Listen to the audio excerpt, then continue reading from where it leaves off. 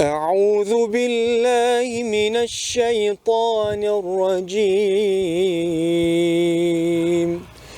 بسم الله الرحمن الرحيم.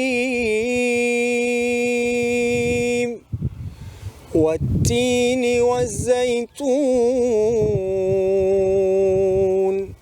وطور سينين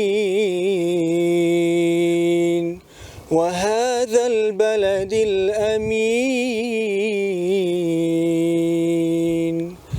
لقد خلقنا الإنسان في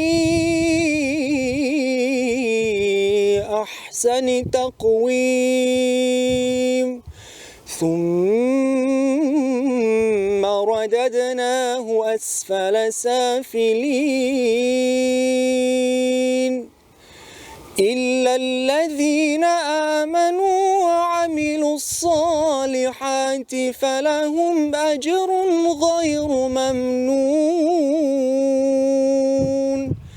فما يكذبك بعد بالدين؟